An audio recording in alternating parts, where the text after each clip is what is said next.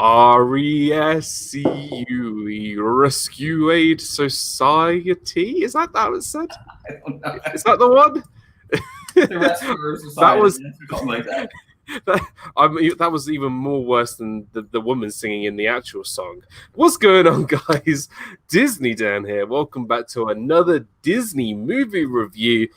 And I am joined by my partner in crime, part of the Rescue Aid Society, and my good friend Walt from Mouse Talk. Great to see you, pal. I'm excited for this one this week. It's going to be fun. Thanks for having me, as usual. These are fun on Sunday nights. Good way to kind of start. I guess we're technically starting the week. Yeah, starting the week. Yeah, starting the week, but ending the weekend. And this is always a good time. And yeah, this is the first for me. I had never seen The Rescuers, or if I did, I do not remember it at all. So it's very fresh. I mean, I must have seen this film a long time ago because I remember seeing it, but I didn't remember most of the film. So I'm excited I was excited when we pulled it out of the box last week. I was like, I'm excited because I haven't seen this in such a long time. Let's see who's in the chat. We got Samantha Lowe here. Great to see you, Samantha. Hope you're doing well. James Ryan, a member of the channel and just a wonderful member of the community. Great to see you, brother, and I hope you're well. Bob from One Stop Mouse, again, a wonderful member of the community. Thank you for being here, dude. Really do appreciate it. And Timothy Rainwaters, thank you for being here, brother. You are awesome. I love the Rainwaters family. They are just amazing. Thank you for being here. Before we get started, Dean over at the Live Place, thank you so much. Firstly, this review is part of the movie marathon that started yesterday with Road Trip Dave, and this movie marathon is going all week. I think there's 13 different YouTubers reviewing all week, and Walt and I are actually reviewing a couple of the movies and topics, so it's great fun. The first one we are doing is The Rescuers, and then Walt, you've got a couple coming up, don't you? Yeah, Tuesday night, Melissa's out of town for a work-related training back in Maryland, so she will not be joining us Tuesday night. But Tuesday night, I'm going to be doing my top 10 worst movies I've ever seen. I cannot wait. And on a similar note, because I will be doing movies that are so bad, they're hilarious. Yes. So we may overlap on some of these, I don't know. But so come check out our streams for this movie marathon this week. They're going to be a lot of fun. And you're also doing sports movies for Sports Night, aren't you? Yeah, Steve and I are going to do our top 10 favorite sports movies of all time, or best sports movie, what we consider to be the best sports movies. So it'll be fun. Rush by Ron Howard should be on that list. I'm just putting it up there. It's amazing. Chris Hemsworth's in it. Polka Dot Podcast. Thank you, Leslie, for having me on the Polka Dot Podcast. It is released on her podcasting social media. So go to Apple or to Spotify and you'll be able to listen to it. We talk about cast members and how I became a cast member. It was a lot of fun. And go check it out. And it's on my Twitter. So go find the link and read it and check it out. It's a lot of fun. The Rescuers Disney movie review today. We got Pamela. Welcome into the stream. Great to see you. Jonathan Chong, welcome in. Dougie is here. Well. Good to see you, pal. Another one of my wonderful members. Hope you're doing good, buddy. Russ is here. Good to see you, pal. Russ was just on with Tracy and Kenzie, and I believe this our dream as well. They were just reviewing Far From Home, Spider-Man Far From Home. That was a lot of fun. I caught a little bit of that. And Wendy Luhu, my darling, how are you? Another member here. Thank you for being here. Rush is good. Yeah, Rush is a really great movie. I'll definitely check it out. But speaking of movies, The Rescuers, Walt, Melissa hadn't seen it. Had Melissa seen it? I don't know. No. She's never seen it. It was exciting because it's a film that had quite a lot of buzz behind it when we pulled it out last week. A lot of you were like, this is a good movie. So I was intrigued to check it out. John P. Hazelton, great to see you. Thank you for being here. Surfer Girl, welcome in. Hey, Sherry, welcome into the stream. Dougie's here because I told him I had never seen it, so he wants to know what my letter grade is for this movie. You're gonna have to wait and see. I think Dan and Walt looking good, guys. Well, this guy's looking good. I'm all right.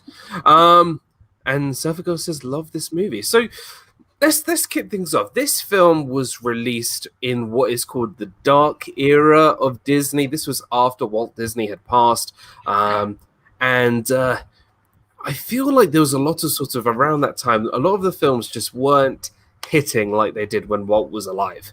1977 for this film, just to be exact. 1977 for the Rescuers. 1977 for the Rescuers, same year as Star Wars. Obviously, 97, iconic. And I've got to say, I was pleasantly surprised. I was pleasantly surprised about this movie. I'm looking forward to talking about it. But let's just talk about the opening. The opening of this film is very dark. It is very, very dark. And I love the setting. It's all in this sort of creepy bayou with... For sure. With the steamboat in the background, this old wrecked steamboat, and this little girl just dropping a bottle with the word help and some other details inside. And we sort of see this opening montage of the bottle traveling during the opening credits, right? Yeah. During the opening credits. It's kind of telling a story. Yeah. I like that. I like the fact that the opening was just paintings. It wasn't even, the bottle wasn't even moving. It was just a scene. Exactly. It was quite classic in a way. I really like that. Oh, goodness me. The Robe is here. Hey, what's going on, Robe? How you doing, buddy? Robe was just on with Gonzo earlier today. This guy is awesome. Thank you for being here, buddy. Hope you're doing good. He's the Polynesian guy. He loves the Polynesian. So, but great to have you here, the Robe. Welcome in, buddy. So yeah, I just found it very intriguing. It gave a bit of a dark tone to the start of this movie. So I don't know. What did you think of the start of this film? Well, it was. It's very well. First off, well, let me say this: Bob Newhart, Ava Gabor, Geraldine Page, three very big stars, and especially at that time. Bob Newhart, American, The Newhart Show. Everybody knows who he is. Ava Gabor, Green Acres. Very, very. These are at the time. At least Ava Gabor was an A-lister. Bob Newhart was kind of a B-plus lister. And Geraldine Page. So we definitely have some stars that are voicing these characters for sure. But I really thought it was interesting how they started this movie. It was kind of dark, but I think they did it under the premise of making this somewhat of an adventure type of film. Yeah. Definitely a rescue. Ultimately, that's what we're going to be getting at here. Yeah. And the scenes with the different, as they're showing the opening credits, the different paintings, kind of gives you a hint of how far this bottle has gone. Yeah. It's gone into the ocean, it's come back, it's gone here, it's gone there, until it finally, as luck would have it, reached the right hands. Right. So I don't know where exactly the boat New York was. The boat I think it was. I took it into New York City. Right. I think it came into the New York Harbor, and I think that's supposed to be New York City. I was 9 years old, so I remember this movie really well. Watched it a lot. The Spielberg film got lots of accolades, and The Rescuers was overlooked a little on its initial release. The Robe says, you're yapping about one of my childhood favorites. I should have invited you on, dude. Don Bluth before Don Bluth. Russ says, Walt had an Ava Gabor poster on his wall when he was a kid. Hey, did you? Let me tell you. No, I didn't. But Ava Gabor was not. Ava Gabor, when she was young. Paula Rainwaters, great to have you here. Two of my favorites. What, The Rescuers and what? Or so the bottle ends up it is in New York City because these mice find the bottle and bring it to essentially the United Nations. And then within the United Nations was a little sort of mouse sort of door, essentially, where all these diplomats from all over the world with their stereotypical clothing. What's the United Nations? It's the United Nations. Inside the United Nations. Yeah. And what I really liked was that all the mice that were coming out of the briefcases and the shoes and the pockets of all these, representatives were the split, same as, the smaller versions of the guy from Scotland looked like the mice that came from Scotland. Like he was wearing, a kilt and, whatever. It was great. Hopefully Dougie doesn't take any offense of that. Yes, Rescue Aid Society. Indeed, the animation was phenomenal. For its time, I totally agree. Did we raised on this film? My Captain Akron, welcome into stream, buddy. Great to have you here. Dan, you're impressing me right now. Firstly, you call me Danny, which not a lot of people say, but hey, I'm glad I'm impressing. Karen Cook, welcome into stream. Great to have you here. And I really like sort of, they all enter this sort of room, all the mice enter this room, and they sort of take the pledge, and they're like doing, Aria, you know, they're singing the song. Yeah, they're doing their pledge, for sure. And I can't remember, was it the woman from the mouse from Austria or Germany who was singing so out of tune? It was very, very funny. Corey from Corey Meets World, great to see you, buddy. What do you know about kilts, Dan? I don't know. Ask Dougie. That's the people up north who wear the kilts. Corey Meets World, great to have you here, buddy. Guys, if you haven't checked out Corey, please go check him out. He did a really, really wonderful stream earlier in the week. He goes live on Thursdays, and he's just a really, really awesome guy and a great friend. Faith, Hope, and Disney, welcome in, Barbara. Welcome. Emily from LSU, Mom, welcome into stream. Another one of my wonderful members. Thank you for being here. So it was just I love the whole sort of, it made you feel like you were part of this big group, taking the pledge with them, and then Bianca coming in stylishly late, you know, fashionably late, rocks up with Bernard singing the pledge. And I think... Well, let me say this. Bernard's actually, I don't think he's part of the society. No, he's the janitor. More like the janitor, in my opinion. That's how I took him, at the door. Rob Priester, welcome into the stream. Rob. Great to see you. He's the janitor. He was just cleaning up after everybody was going in, but he's proud of being sort of around the Rescue Aid Society, which I really liked. And then, you know, Bianca comes in fashionably late in her nice sort of stylish clothing. I think she's from Hungary, I believe. And they bring in the bottle. One of my favorite parts of this film was when they brought in the bottle and Bernard comes in with the hair comb, and he sets it up, and he's like climbing the hair comb. And one of the sort of the clever things about the writing in this film is he's very superstitious. You know, he doesn't like anything that comes in 13, yeah, exactly. Which I really liked. Like, it was a little added sort of character trait that really sort of brought him a little bit of a character there. I loved that. Hey, Jim. We got Jim from More Sunshine Please. Great to have you here. Jim was on with me yesterday and Walt on Disney Fiasco. Great to have you here. Go check out Jim from More Sunshine Please. I really think that this is one of the most underrated animated movies. It's really great. You're gonna have to wait for our grades, but I was impressed. I was really impressed. The Robe says this movie still makes me cry, and I'm as old as Walt Disney World. Robe, you're looking good, man. You know, I'm older than Walt Disney World. I think I for you. So they get the note out of the bottle, and they start reading. They start reading this children's note. And you can see all the spelling mistakes, and I just love that. And then, being that this is the Rescue Aid Society, they want to help. And Bianca was the one who, would take the mission, and she chooses Bernard as her agent to go with her. Yeah, because all the other agents want to go. They're like, yep, she's the hot mouse. Like, I want to. Exactly. So, what do you think of this? Bernard, and he's not really one of the agents. He's really not. No. But then him and her from the very beginning, you can see they have that connection. They have good chemistry together. Even though he kind of fumbles over himself, he's definitely smitten by her, and it seems as if she is back. And that's who she chooses. And then they have to, now at this point, they have to kind of find out where she is. So they've got to do some investigating. Oh, you're my hero. I can be your hero, baby.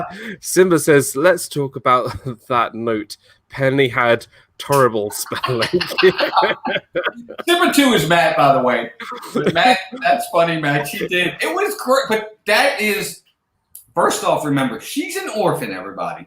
Okay, she's from an orphanage. And we'll get to, they don't really explain it, but I'm assuming that Madame Medusa took her from the orphanage for what she wants. Something like that. Yeah, so something like that. Because they really don't explain how she gets to the Bayou in this half-sunken riverboat, because that's where it starts, is with her already on the riverboat.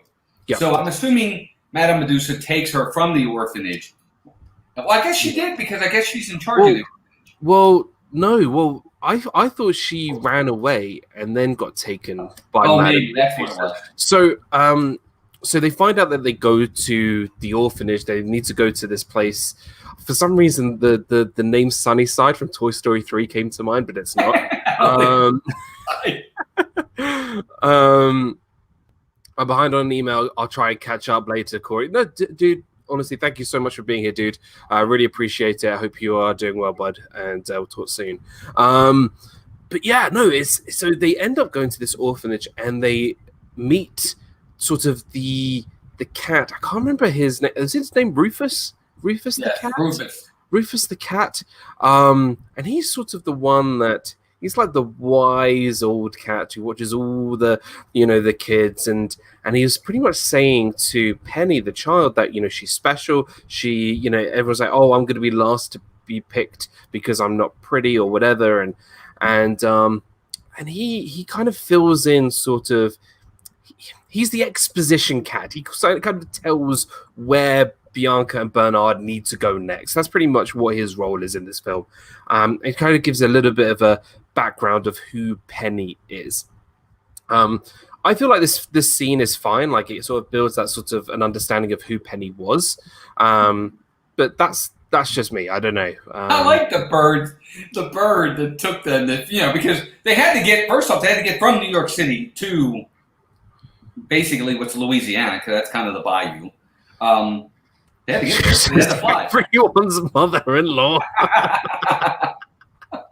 Chris, sorry, Dan. That was that was for someone in the chat. I'm hanging out for a bit. Oh, okay. Thanks for being here, dude. I guess William England. Makes a good point. I guess the bird is an albatross, which is really actually kind of funny if you think about it, because like an albatross is usually, it's a bad connotation. At least here in the States, an albatross is not a good thing. No. And they got to fly on the back of this thing. Well, didn't they go to the pawn shop first? I believe they went to the pawn shop first, didn't they? Yes, they did because they spoke about because they had to find out where she was taken, and they went to the pawn shop. Guys, if I'm not even going to go there because my accent, obviously. But this shop is owned by Medusa, Madame Medusa. And she's, yes, I know, Corey, it's my accent. Stop it. It's Joe as well. Welcome into the stream. I'm just going to say the shop. Pawn. Yeah, I can't say that because I pronounce my A's more like not. What do you say, pawn? Yeah. Pamela Hoffman, welcome into the stream. Great to see you. Every time I laugh, my face gets really red. So they end up going. So Bernard and Bianca end up going to the shop, and they find this book, this sort of children's book that had Penny's name in it. And we find that Medusa's already there, and she's getting a fight. Oh no, she's making her way back to the boat because she found out that her bodyguard, was his name Snips, whatever his name is? Snoops, Mr. Snoops. Mr. Snoops. He finds out that Penny tried to escape again. So she's like, I've had enough. I'm going to go back and sort this thing out. So Bianca and Bernard try to go with her, but that obviously didn't work out. And that leads us to the albatross. Oh, right. That's right. They tried to get in her suitcase. And then she drives like didn't get in, but Bernard did at first. What kind of? They both got knocked out of the suitcase. What kind of movie is this, Dan? It's an adventure film. There we go. I'm going to leave it at that. Alex Kennett, welcome into the stream. Thank you so much for being here. So she drives like Cruella de Vil, 100%. That's what Melissa said she reminded her of, was Cruella de Vil. Right. And in the meantime, now we've heard of this guy called Snoops, and Penny is on the boat, and we have the two alligators that are kind of like Medusa's bodyguards. Now, I love the alligators, and I'll tell you why. As an ancient historian, as somebody who teaches Latin and teaches about the ancient world, there are two emperors of Rome that were so ruthless and horrible and evil, in people's perspective, and that was Nero and Brutus. And I love the fact that Disney decided to call these two alligators after awful emperors, essentially. And it kind of gives those names are sort of, they are associated with bad people. And I really like that. As a historian, that sort of made me like it's a good connotation of how bad they are and how evil they are. Yeah, absolutely. Cruella's driving is just something else for sure.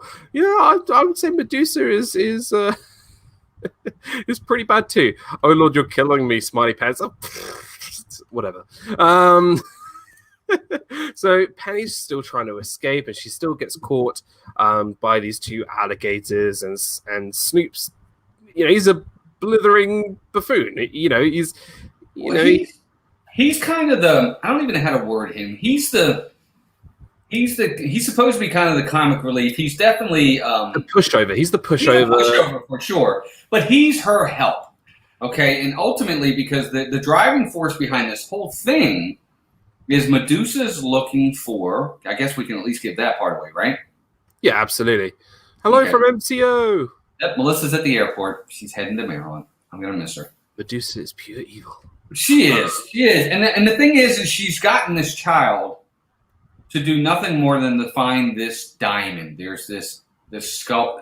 The devil's eye, isn't it? The devil's eye, I think they call it. Demon's eye. And what they need is they need her to go down into this cave, which is where they want her to go. And she's small enough to be able to fit in through the hole to get down there. That's her master plan, is to find this devil's eye diamond. That's a once-in-a-lifetime type diamond. It's going to make her rich and famous and powerful. Yeah, it's a the age-old story. I love the albatross scene. We got to talk about this a bit more, because what I really loved about this film was that Disney brought a sense of perspective to mice and people and mice living like us. They go to the airport, essentially. Everyone's getting on a flight. And how are mice going to fly? They're not going to get on an airplane. They're going to get on a bird. That's what they're going to do. And I love sort of they go into sort of the flight tower, and they're like, "Can you hear me? And can I land? Is it safe to land?" And it's sort of a big argument, that kind of thing. I really enjoyed that. It's just ridiculous. I thought it was that's one thing about this film I really like. This film didn't take itself seriously. Oh, no, not at all. Though there were serious parts of the film and there was dark parts of the film, there were, silly parts to the film too.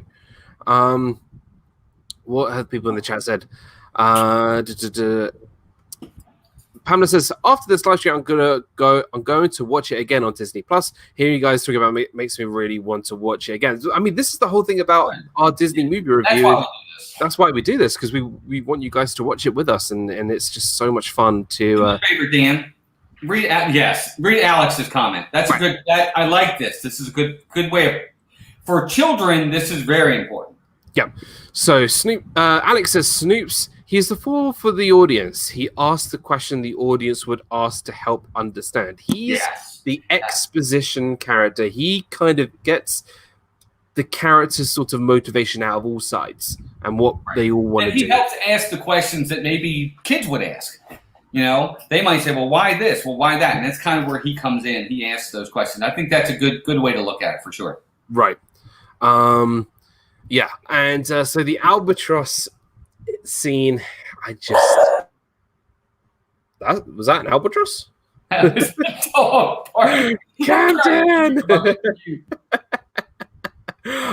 I do like the. I can't remember the name of the albatross. I can't remember the name of him, but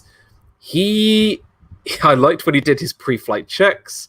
I like the fact that he's only, he was almost like a rookie pilot. He kind of didn't. He wasn't very confident. Yes, for sure. And that sort of made Bernard very sort of hesitant. He was like, "Oh, we're gonna go get the train." He goes, "The train? Look at the train." I just like that. I don't know, and it kind of built sort of that connection between Bianca and Bernard. It kind of brought them together. And you can kind of tell that Bernard has started to feel some feelings for Bianca, which was really nice. Jeff and Anja, This Our Dream. Great to have you here, guys. Thank you for being here.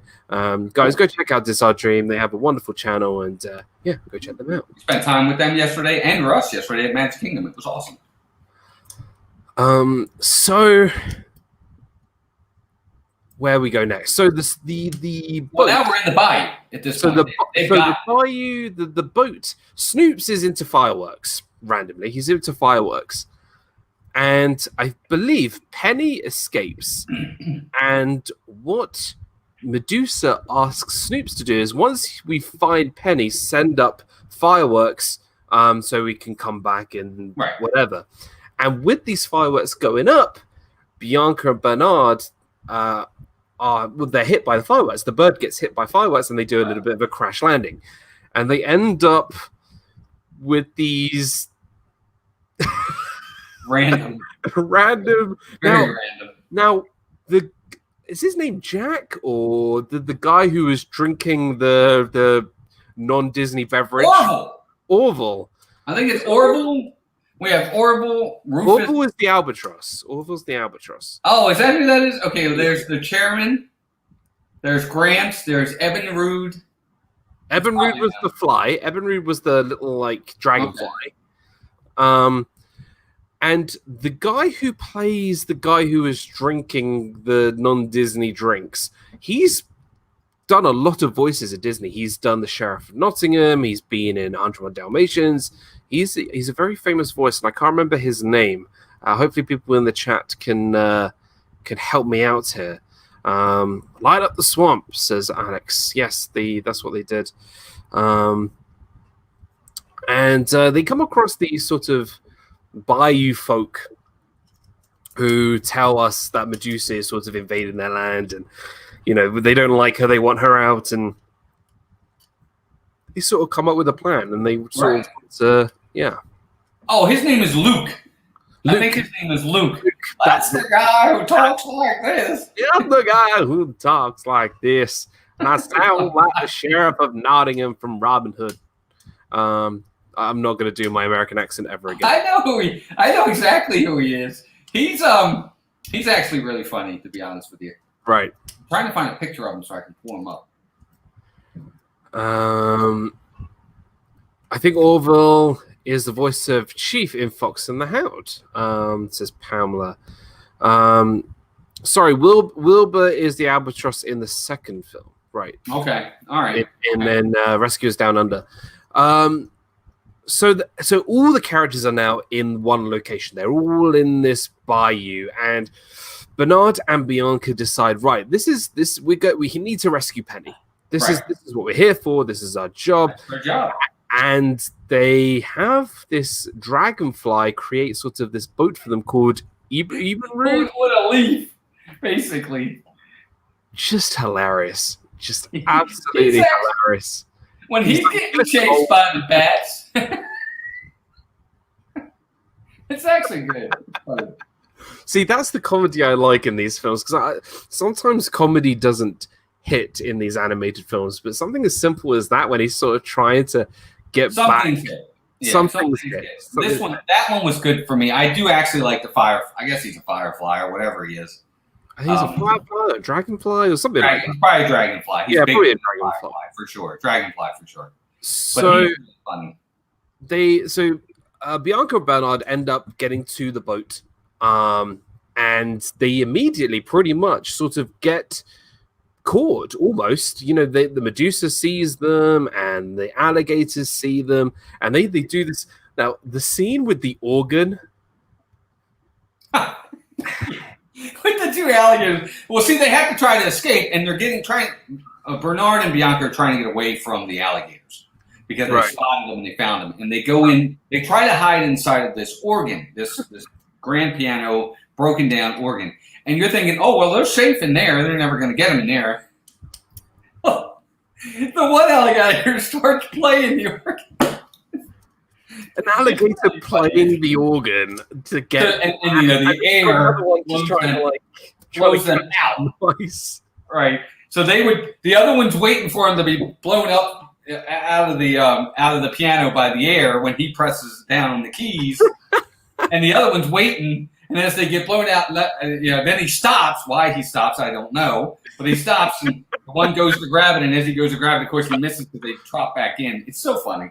It's a funny scene. It's just it was a very good scene. I did enjoy it, and what happens is I think it was Bernard who actually gets caught and gets caught inside one of the alligator's mouth. And Medusa had enough of the August. He got a broom and whacked the alligator over the head and released the Bernard. And luckily, because she didn't know she didn't know the mouse was in there, or she probably would not have done that and let him eat him. But she hit him over the head, thank goodness. And you're right, it allowed Bernard to escape. And the rogue is right. He goes, those bats were creepy. They actually did a real good depiction of those bats with the red eyes and the black bodies. They reminded us. I don't know if they were supposed to make them like vampire bats, but that's what they reminded me of. It's funny how they're named after emperors, yet they were so fumbly. Well, Nero was very fumbly. I'm talking about the emperor, not the alligator, but same thing. So they escape, and I think they needed to come up with a new plan. And this is kind of where we start sort of seeing the pieces move into place of what they are going to do. So Ibenru decides to go back to the Bayou folk, without getting caught by these bats, and sort of start like a revolution kind of thing. And I love when he finally gets to the chimney and he goes down the chimney. He's like completely out of breath and he's all covered in soot, and he's like trying to he's like just so, and everyone's just like, what do we do? What do we do? Come on. And they're like, give him some space, just let him speak. And they're just like, let's go.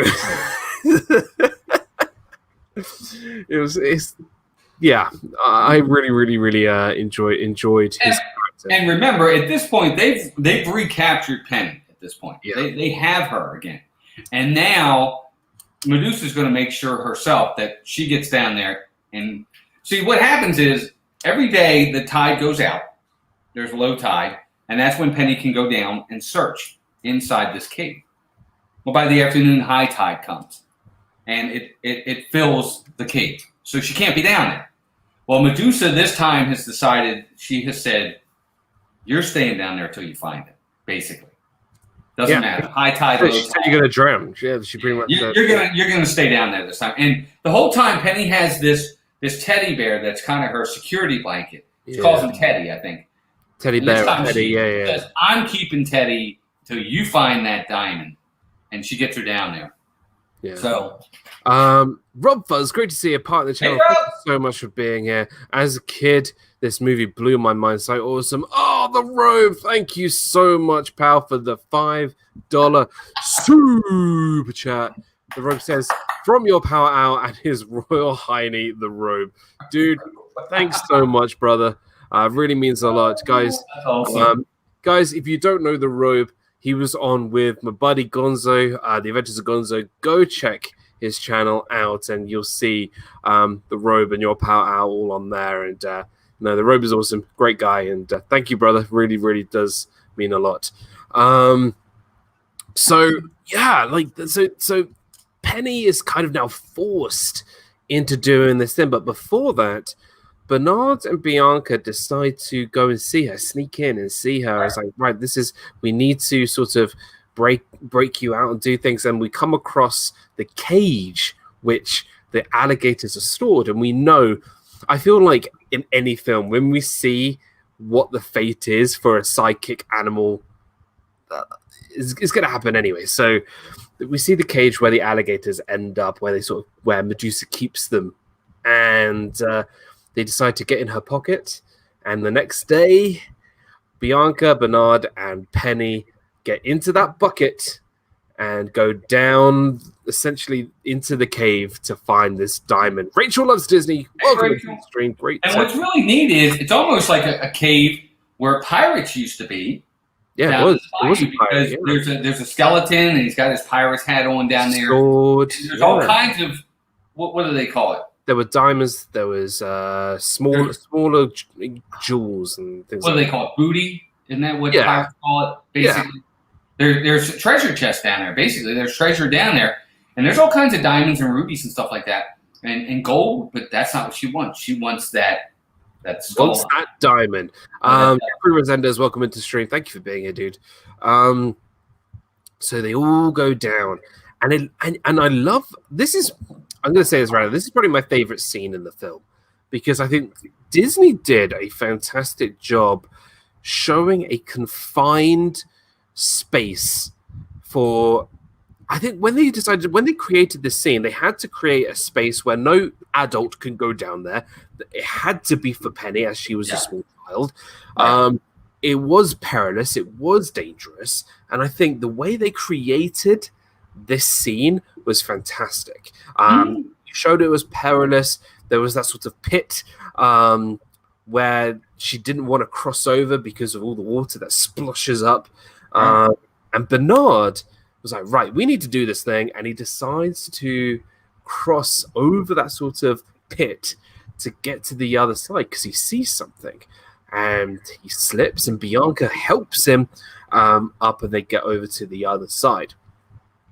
They find the diamond, they find the devil's eye, and they're like, right, they try and get it out, but they can't because it's in this skull. It's in the skull, right? It's in the skull. They try to get through the eye, or right. And the one thing I will say, the one thing that they did really well with this movie is they're kind of building the suspense because slowly but surely they show you as the tide is starting to rise. You're starting to see the water come in a little bit more, and then it recedes a little bit, and then it comes in a little bit more, and you start to hear them say, we got to get this out now. Here comes the tide. You can tell it's coming. And I like the way they built that kind of emotion there. It was definitely intense, for a kid's movie. Yeah, it was very suspenseful. I agree, and it's definitely and even when Penny shouts up to Medusa, "I found the diamond, but it's stuck." She, Medusa's like, "I don't care if it's stuck. I want you to bring it up, whether you drown or not, whatever." And Penny, being the sweet girl that she is very brave and uses the sword to open the mouth of the skull. To bring the diamond, so Bianca and Bernard can sort of bring it out. But then at that point, the water really comes in, and Bernard and Bianca, they're mice. They can't do anything. And it was up to Penny to save them. And it was a really intense scene. It looked like, they were all going to drown. They all looked like it was just going to be very it's going to be a horrible ending. But they end up getting the diamond. She ends up saving the mice, and they pull up Penny and Bianca, and Medusa finally gets the diamond, and then things turn sort of the scale. There's a double cross, which I think we all saw coming. Medusa is the poster person for child abuse. I can't stand her, poor Penny. Oh, I know. She was an awful villain, really, really awful villain. And even, so Medusa has the diamond, and she still won't give back the teddy bear to Penny. She used it as leverage. And she's supposed to share with Snoops. With Snoops. No, she's not. No, she was never. She had every intention she was never going to share it with Snoops. And Snoops, he's not happy about that. That's the reason why he's, with her, so that he can get half the reward. And then they all get taken back to the boat in the bayou for the big finale. So up to this point, what do you think? Did you like the sort of the well scene? Did you like sort of the build up to what is now the finale? What are your views on this? I did. I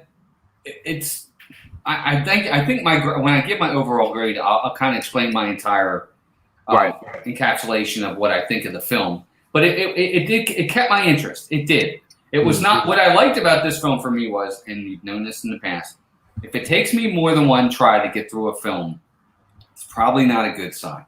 Now, don't get me wrong, this is only an hour, 18-minute movie. It's not long at all. It's only 78 minutes, for crying out loud. So it's a quick one. I mean, it's boom, boom, and it's over. But I watched this in one sitting, which was really good. But I do like where we I do. It carried itself well enough for me to where we had gotten. Yes. Yeah. So we get back to the Bayou. We get back to the old sort of decrepit riverboat. Carol, Kaki, welcome into the stream. Hey, Thank you Carol, for being welcome here. in. Good to see you. And we see pretty much Medusa with the bear, the teddy in one hand, and a rifle in the other. And you're like, well, where's the diamond? Where's the diamond? What's happening? And Penny's like, I still want my teddy bear back. And she's ready to sort of take off and sell the diamond wherever she's kept it, Right. so she can make her millions. And then it all starts to unravel. I can't remember who started the fight. Was it Snoops who started? It was him kind of almost sticking up for himself. It was like, hey, I helped you. I should get a percentage of this. And then it kind of went from there. And that's kind of where it went. And then that's when she also recognized the mice because she shoots at them. Sees the mice, and the animals from the Bayou get involved as well. And it all starts to sort of kick off. We have Medusa and the alligators on one side, and then Snoops, Penny, the mice, Bernard and Bianca, and the Bayou creatures on the other. And the rifle gets sort of broken with a firework. The fireworks go off. There's sort of like a cat and mouse kind of chase throughout the boat, pretty much. And it all sort of goes crazy. They end up tricking the alligators to go in the cage. Kelly from the Mickey Bunch. Hey, Kelly. To see you. So good to have you here. I hope you are well, my friends. And thank you for being here. It all starts to kick off. It's all sorts of gets a bit crazy. And we find out that the diamond is inside the teddy bear, Penny's teddy bear. Right. And I didn't expect that. I thought that was smart. Quite clever. It's actually smart on her part. I like that. Alex said when watching an older film, especially Disney, one must consider the time. Walt had only passed some 10 years before. The company was in constant flux. This was a good film for the company. I think when we discussed our grade, we obviously took that into consideration, and I do agree with what you said. Pamela said, and she uses the teddy bear to hide the diamond, exactly, which I thought was very, very clever. In the end, Penny and the mice end up on Madame Medusa's sort of banged up jet ski to try and escape with the diamond and the teddy. They managed to get it, and then we sort of see the finale of Medusa sort of almost water skiing with her alligators behind them. It was neat. I thought it was cool. Oh, Johnson's here. Great to see you, pal. The legend, and thank you for being a member, Art Johns. Dana was just live for her dinners with Dana. Go check out Dana. She's amazing. But Art Johns, Richard, thank you for being here, brother. Means a lot. So in the end, Medusa and the alligators sort of end up with a destroyed riverboat, all blown up with all the fireworks, and Penny and the mice escape. They bring the diamond back to New York City. They put it in the museum or wherever. It's like the Smithsonian. I took it as being like the Hope Diamond. Okay, for those who know what the Hope Diamond is, it's supposed to be the largest diamond ever found. That's what it reminded me of. This was supposed to be the Hope Diamond, and they put it back in the Smithsonian. And Penny is giving her accolades for it, and that's kind of how I saw it. And she ends up with a mum and dad, which was really, really lovely to see. And one of my favorite scenes was her talking to the news reporter and saying it wasn't just me who found the diamond, but it was also my mice friends Bianca and Bernard, and I love the fact she spoke to the camera about these mice that helped her. And obviously, humans are like, what do you mean mice helped you escape and find the diamond? This is a bit, I really, really enjoyed that. That's great. I really enjoyed that. And then we end up back in the Rescue Aid Society at the United Nations with another mission, and Bianca wants Bernard to go again and have another go. And that's where we end the film. And yeah, it was a lot, like you said, it felt like a very quick film.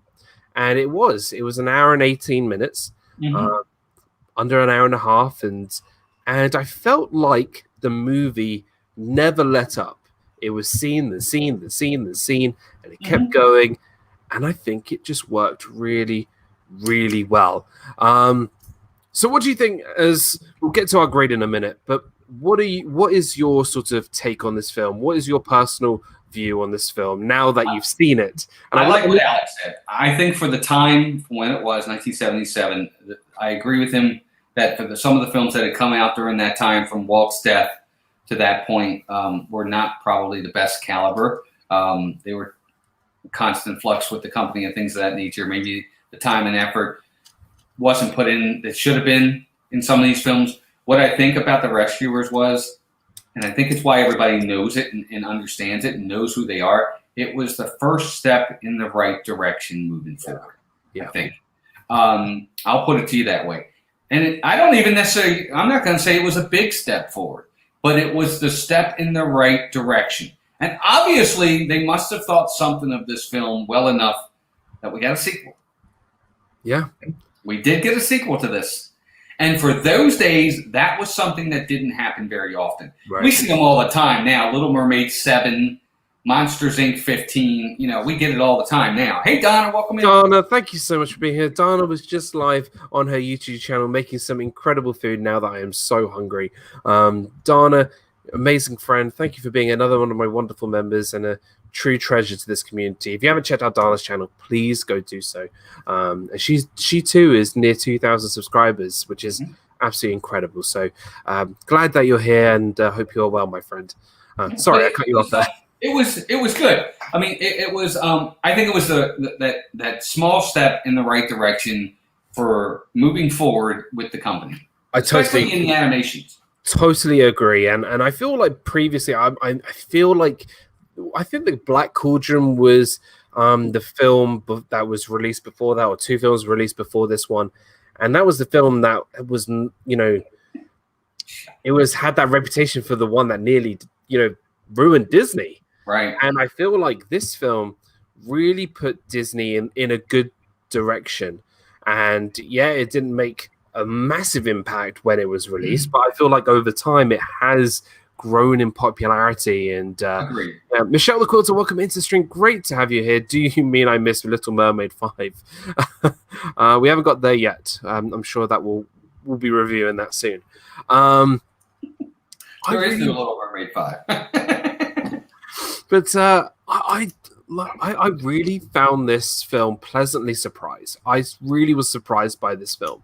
I don't remember much seeing it, years and years ago, but now that I've rewatched it, I really did enjoy this film. And obviously Melissa was with you at the time, and she had never seen it before. What was Melissa's reaction as well?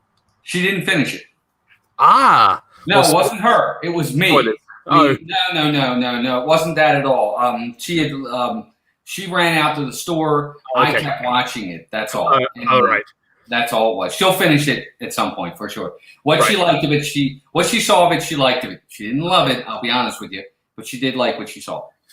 Kay Atwood, welcome into the stream. Thank you so much for being here, Kay. Another one of my wonderful mods and members of the community. So now we are going to be doing our letter grade. Now, every time we do a Disney movie review, Walt and I grade the movie that we watch from an A+ to an F. So the A+ being the greatest film ever made, a perfect film, and F being the worst. And I want people in the chat to give you your review of The Rescuers. If you have seen the film, please give it a grade. If you haven't seen the film, maybe give it a grade of how we, discuss the film. Maybe you want to watch it. Yeah, exactly. Sure. So, Walt, what would you give The Rescuers? What would be your grade? Okay, so I had heard of The Rescuers. I know who they are. I wasn't familiar with them. The film, the animation was pretty good for its time. I think I'm just so used to what we get now for animation, so I didn't think it was off the charts fantastic. The casting was fun. I like who they got. Ava Gabor, We all know Zsa Zsa Gabor. Everybody knows who Zsa Zsa Gabor is, but Ava's her sister, her twin sister, actually. So Ava was in it. Bob Newhart was in it. We had some stars in there again. I thought that was great. Geraldine Page, who played Medusa. It flowed. It was really good. It's definitely made for kids. As an adult, I was less entranced by it, less enthralled by it. Okay. I don't have a nostalgia factor for this film because I never saw it as a kid. Right. So it doesn't hark back to my childhood for me to like it that much. But I did like it. I didn't dislike it. But as a villain, I thought Medusa was okay. I didn't think she was fantastic. Yep. I thought it was a pretty good film. It moved along. There were a lot of holes in it, but it's not supposed to be a film that's going to win an Academy Award. No, of course. I'm going to give it a B-, and I'm sorry, Dougie. I know it's probably an A for him. I give it a B-. I enjoyed it. It probably won't be one that I would say I'm going to put on a Friday night when I have nothing to do. Right. But if it happens to be on the TV, I might watch some of it. Yeah, it's one of those, once in a blue moon films you might want to watch. But it was a good film for when it's time. I think it was a step in the right direction moving forward for the company. Okay. And B- for me. I think that's a fair score, and everyone's going to have different opinions. Pamela goes with a B+. Let me catch up on the chat and see what other people have scored it. Karen lots of gives scores. It a B+. Suffolk gives it a B. Emily gives it a B. Jonathan Chong gives it a B. Karki gives it a B. Melissa a B-. James Ryan gives it an A-. Fantastic. Let's see who else. Did you get Karen? Karen Cook gave it a B+. Oh, where's Karen? She was up by. Yes, Karen Cook gives it a B+. There we go. What did the Rod say? Cute movie, good cast of characters and chemistry, animation, good, hard B, with B- villain. Okay, fair enough. That's a good grade system there. Russ says I was scared of the movie as a kid. It's still kind of intense. I give it a B as well. Let's see. Matt Simba 2 gave it a solid B. Solid B. Captain Ackroyd gives it a B. B+ for Kate Atwood. B+ for Alex. Jim gives it a C. And I think I got everybody. If I miss you, please post it in the chat. For me, I'm also going to give it a B. C is always my average, the average sort of movie. I think this is better than average. I think this is a nicely animated film. It's not a greatly incredibly animated film. I enjoyed it, but it didn't hit me on any of the feelings, and that's when I start to get into sort of the A's, but I still really enjoyed the movie. I had a great time. I would watch it again some point down the line, and I had a really great time with it. So I think that's a fair score too, and I think everyone's kind of gone to a similar sort of route. Yeah, and I think Emily makes a good point. She said that's a pretty good grade overall. I think overall, we're looking at probably on an average. Yeah. I think that's a good score. And Jim giving it a C. He was the person who gave it the lowest grade. Jim, I'm with you. I almost went with C+. Right. But I gave it a little bit higher as a B- because I think as a kid I probably really would have loved it. But I didn't see it as a kid. No. So I went a little bit higher. But I can see a C+ rate in there for me too. Yeah, I agree too, and I think we all sort of have that sort of.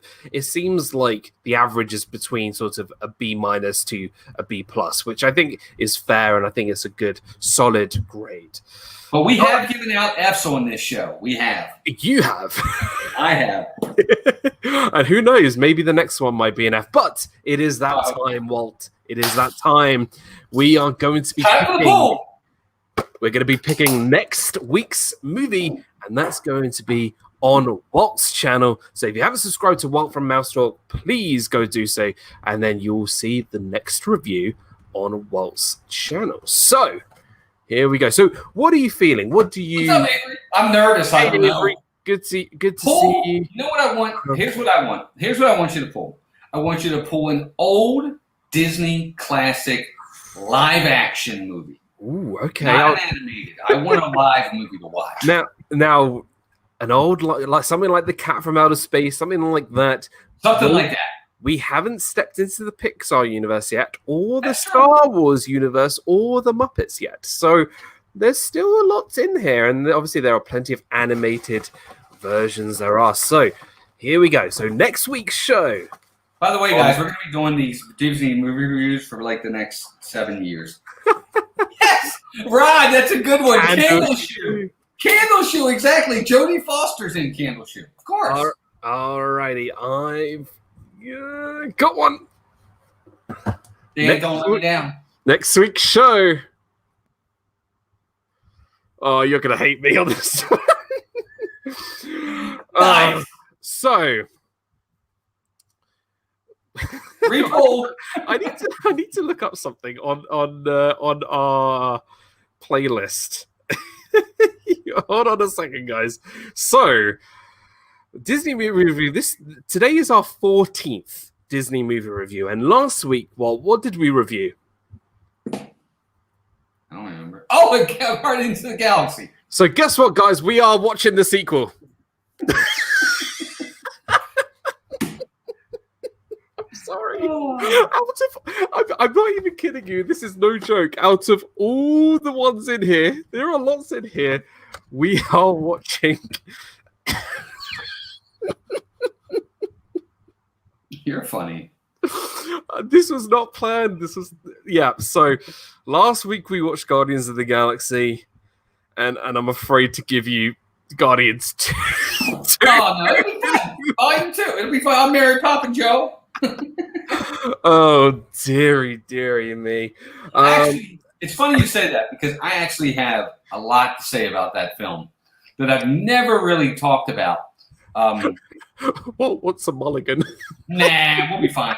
We'll be fine. We are going to be talking everything Baby Groot, Yondu, the Sovereign, the Taser Face next week on Walt's channel, Guardians of the Galaxy Volume 2.